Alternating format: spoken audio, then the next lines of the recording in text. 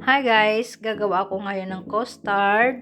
So, meron ako ditong 5 egg yolks, 1/4 na cornstarch, half teaspoon na vanilla,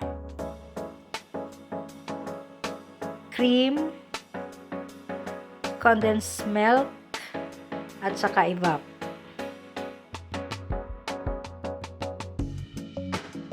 Okay guys, start na tayo. Unahin natin yung cornstarch.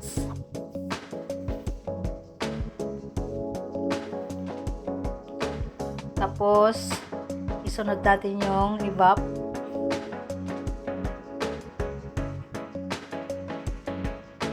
Tapos, mix lang.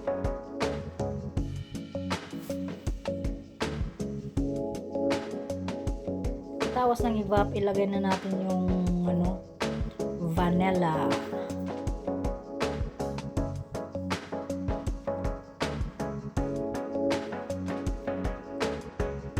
Tapos, isunod naman natin yung condensed milk.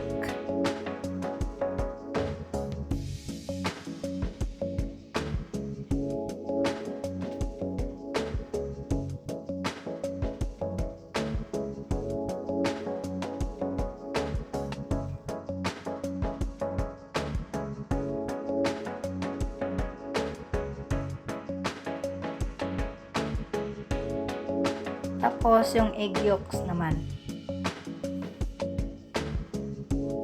Mix.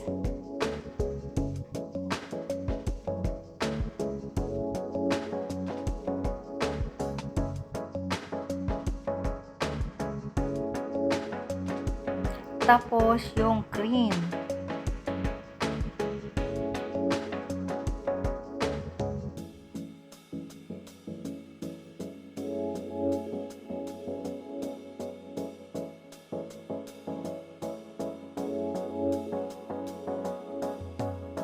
Okay, pakuluan natin sa medium heat.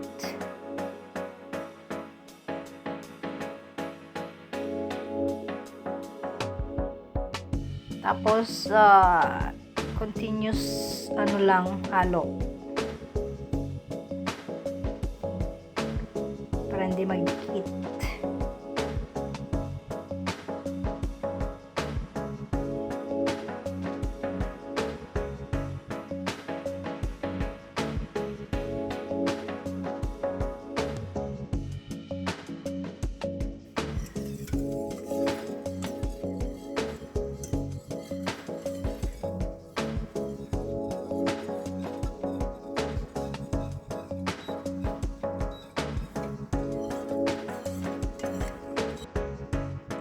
Pag ganito na guys, ibaba na natin sa sa low yung apoy para hindi masunog.